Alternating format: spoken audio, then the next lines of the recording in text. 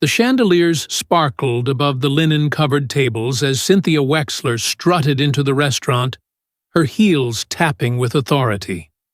She glanced around with pursed lips, inspecting the ambiance like she owned the place. Her diamond-studded sunglasses perched atop her platinum-blonde hair, and her leather clutch screamed designer. Two women trailed behind her, equally polished, equally haughty. "This better be worth the wait," she muttered, as the hostess greeted them with a smile. A table near the window had been reserved, just as she requested, but Cynthia still found fault. The sunlight was too harsh, the flowers were wilting, and the chair wasn't as comfortable as she remembered from last time. Her complaints were delivered with a sugary tone, thinly veiled under fake charm. As they settled in, the restaurant hummed with quiet conversation and soft jazz.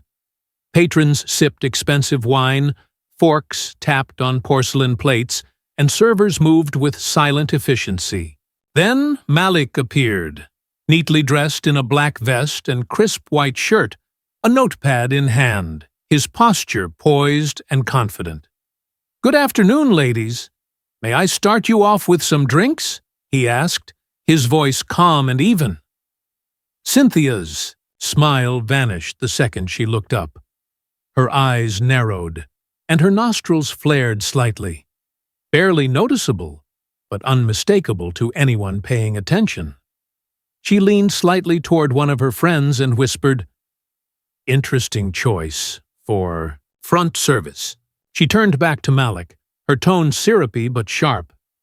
"Do you know the menu well, or should we wait for someone more experienced?" "I know it well," Malik replied evenly, pen poised to write. "We'll see," she said, forcing a tight smile. "Sparkling water for me? No lemon. She'll have a Pinot, and she's not sure yet." He nodded, noting the order with quiet efficiency, then stepped away. The moment he left, Cynthia scoffed under her breath. "They've really changed things here. I miss the old days. Better service, more professionalism." Her friends exchanged uneasy glances, but said nothing. When Malik returned with the drinks, Cynthia watched him as if inspecting a forgery. As he placed each glass gently on the table, her hand deliberately brushed the base of hers. Then she pulled it back with a sharp breath. "Oh, that's wet. Could you maybe not drip condensation onto the table? This is silk." "My apologies," Malik said, calmly dabbing the moisture with a cloth from his apron. "It's fine," she waved, as though she were doing him a favor by letting it go. He stepped back, ready to take their main orders. "I'd like the sea." "Base," Cynthia said, then paused. "But please make sure it's prepared properly. Last time it was overcooked." "We'll take care of it," Malik answered. "I hope so. I'd hate to have to send it back again." Malik took the rest of the table's order and walked away. Cynthia's fingers tapped against the table. She glanced around the room, catching glimpses of other tables with different servers. She frowned. Her discomfort wasn't about the food or the drink or the chair. It was about control, and she didn't feel like she had enough of it today. A moment later, she flagged down the younger waitress passing by. "Sweetheart," she said with a polite smile that didn't quite reach her eyes. "Can you find someone else to handle our table? I'd prefer someone else." Sophia blinked, surprised. "Is there an issue I can help with?" Cynthia leaned in, lowering her voice. "It's not anything serious. I just don't feel entirely at ease. You understand?" Sophia hesitated. "He's one of our most experienced staff, ma'am." "I'm sure he is," Cynthia said quickly, "but I'm a paying customer. I should be allowed to feel comfortable." Sophia looked toward the manager's station. "I'll speak with my supervisor." As Sophia walked away, Cynthia smoothed her napkin across her lap with a satisfied sigh. Finally, Let's see how quickly they fix this. The sound of clinking cutlery and low conversation continued across the restaurant. But at Cynthia's table, tension had settled like a thick fog. She sat tall, smug in her seat, the faintest smirk tugging at her lips. Her friends avoided eye contact, shifting uncomfortably. Sophia hadn't returned yet, and that silence gnawed at Cynthia's patience. Across the room, Malik continued serving other tables. His posture never faltered, his expression steady, as though nothing out of the ordinary had occurred. He moved with a calm rhythm, refilling water glasses, answering questions about the specials, all while knowing a storm was brewing at table 12. Minutes passed. Cynthia's foot tapped beneath the table. She checked her watch and exhaled sharply. Her eyes scanned the restaurant until they landed on Malik again. He was laughing softly at another table, exchanging a brief moment of warmth with a couple finishing dessert. That irritated her more than anything. She raised her hand, signaling again. This time she pressed her fingertips together, lifting her hand like a conductor about to direct a symphony. A hostess noticed and walked over with a polite smile. "I've been waiting," Cynthia said. Her voice dipped in syrup but sharp around the edges. "I asked to speak to someone in charge. Is that too much to expect?" "I believe the floor manager was informed, ma'am," the hostess replied, maintaining a calm tone. "Not a manager." "The owner," Cynthia corrected, her voice just loud, enough to draw glances from nearby diners. "I want to speak directly to the person who runs this place." The hostess nodded and retreated toward the kitchen. Cynthia folded her arms with a sigh of exaggerated weariness. Moments later, a door near the back of the restaurant opened. The soft murmur of the kitchen briefly filled the space before quieting again. From behind the swinging door stepped a tall man in a pristine white chef's coat, embroidered with gold thread at the collar.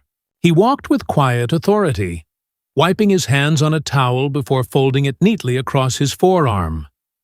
His presence shifted the energy in the room. The noise dimmed, as if the restaurant itself paused to acknowledge him. He approached slowly, eyes calm, expression unreadable. Cynthia's posture straightened. Her eyes lit up, mistaking his silence for agreement. She turned slightly in her chair and gestured to the empty space where Malik had stood earlier. "I appreciate you coming out," she began, her tone adopting a tone of familiarity, like she was speaking to an old colleague. "There's just been a little discomfort at our table. Nothing major, but I do think it needs to be addressed." The man remained still, waiting. "It's the young man who's been serving us," she continued, lowering her voice just enough to imply something unspoken. "I don't want to cause a scene, but he's made me feel uneasy. I don't think he's suited for this level of service." Still no response. "I'm sure he's a nice enough person," she added, her voice syrupy again. "But this is a high-end establishment. Expectations are different. I've been coming here for years. I know the standard." He didn't blink. He glanced around the room once before turning back to her. "Are you finished?" he asked. Cynthia blinked, caught off guard. Yes?" He folded his arms slowly. "Malik is one of our senior staff. He's been working here for a decade. He helped design half the menu you're browsing." Cynthia's lips parted slightly. "Well, I had no idea.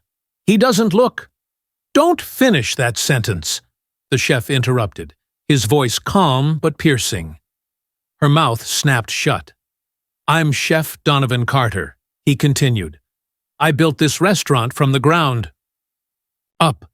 Malik is my son." The words dropped like a weight on the table. Her friends froze. The wine in one of their glasses rippled as someone set it down too quickly. No one at nearby tables pretended not to listen anymore. Cynthia stammered, her cheeks blooming with color. I didn't mean… I was just… You meant exactly what you said, Donovan replied. I didn't realize he was family, she whispered, grasping for footing. If I'd known, it shouldn't have mattered, he replied. The silence was brutal. A diner 2 tables over shifted her phone slightly, angling the lens without lifting her eyes. Another patron coughed awkwardly, but didn't look away. Cynthia reached for her glass with trembling fingers. She avoided looking at Malik, who had returned to the edge of the dining area. He stood silently, observing the exchange with a blank face. Donovan stepped closer, lowering his voice. You asked for the owner. Here I am, and I'm telling you, there is no problem to fix. The only person making others uncomfortable is you. Her jaw tensed. She couldn't find the words. Her confidence had cracked, her voice buried under the pressure of too many eyes. Please enjoy your meal, Donovan said, turning away without waiting for a response. The conversation in the restaurant didn't return to normal. People were whispering now, and all of them had something to say. Her name wasn't known yet, but someone would find it. The look in the eyes around her made that clear. Cynthia sat frozen, hands curled around her napkin, her thoughts racing. She didn't see the camera. She didn't see the upload. She didn't notice the subtle glow of phones across the room. But she would. Cynthia's breath felt shallow as she stared at the menu in front of her, the printed letters suddenly meaningless. The space around her had changed. Every quiet conversation in the restaurant now felt like it was about her. Every glance a judgment, every whisper a sentence. Her fingers clenched the edge of the tablecloth as though anchoring herself to something that wasn't slipping through her hands. Her friends had fallen silent. One of them pretended to sip from an empty glass. The other kept adjusting her scarf, though nothing seemed out of place. No one wanted to be associated with what had just happened, yet none of them moved. Across the dining room, Malik resumed his duties without a word, as though nothing had happened, but his presence alone made her heart pound faster. She picked up her napkin and dabbed at her lips, trying to reassemble her composure. She hadn't expected the backlash. She had expected understanding, maybe a quiet reshuffling of staff. She had assumed that voicing her discomfort would yield the results she was used to: obedience, apology, agreement. But instead, she had been publicly corrected. She had been called out, not by some junior manager, but by the owner himself.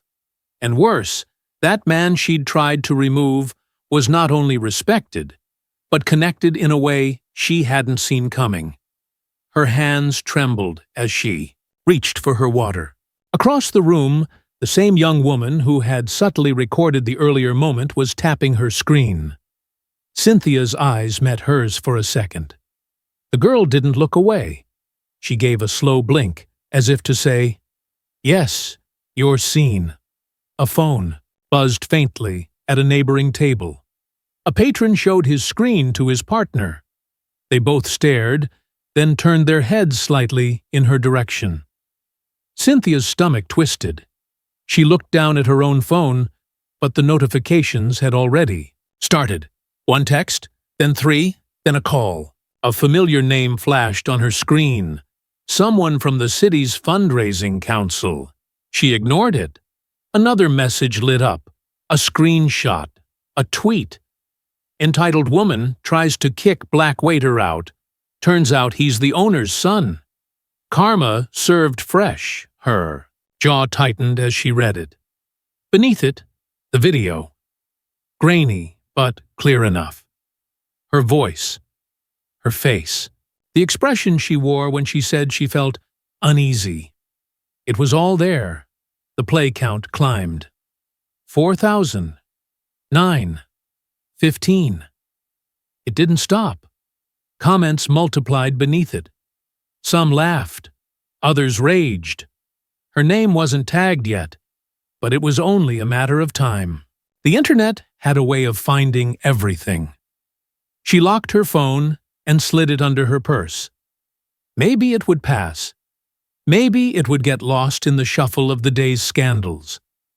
But deep down, she knew it wouldn't. This wasn't something that could be erased with a press release or a carefully worded apology. This had already grown teeth. She stood abruptly, her chair scraping the floor. Her friends looked up, startled. "I'm not hungry," she said, voice cold, eyes distant. Without waiting for a response, she marched toward the exit, heels striking the hardwood with clipped precision. Whispers followed her, some louder now. The girl with the phone uploaded another clip. This one caught her walk of shame. No filter, no mercy. Outside, the wind bit at her face, but she didn't slow. She pulled her coat tighter and flagged down the nearest rideshare, fumbling with her phone to request it. Within moments, a black sedan pulled up, and she climbed inside, heart racing. Her phone rang again. She stared at the caller ID. It was her husband. She declined. Another notification pinged. A new message. This one from a news outlet she followed. Viral video shows woman confronting waiter. Faces public outrage. Her name was in the subheading. She turned her phone off completely. The silence in the car felt suffocating. She stared out the window, watching the city blur past. It used to feel like her playground. Now it looked like a courtroom. Every corner, hiding a new jury. By the time she arrived home, the damage had doubled. Her neighbor, usually warm and chatty, didn't wave when she stepped out of the car. Two teenagers on bikes slowed near her driveway, pointing at their phones, snickering. Inside, her voicemail overflowed. Her email inbox pulsed with unread messages. And on social media, her name had officially gone viral. She collapsed onto the living room couch, coat still on, face in her hands. Her empire of illusion, built over decades of polished charm and curated image, was collapsing under its own weight. The fundraising committee released a statement that evening. It read like a legal memo, clean, detached, final. They had accepted. Her resignation, effective immediately. By morning, her name had been dissected on morning talk shows, rehashed in threads, dissected in videos with commentary and reaction clips. She became a symbol of privilege, of prejudice, of public downfall. Meanwhile, at the restaurant, Malik poured coffee with a steady hand. He moved from table to table, his name now known beyond the neighborhood, praised for his restraint, his dignity. The restaurant's reservations doubled. People lined up, hoping for a table, eager to support. He didn't mention her. Not once. He didn't need to. The internet had already spoken.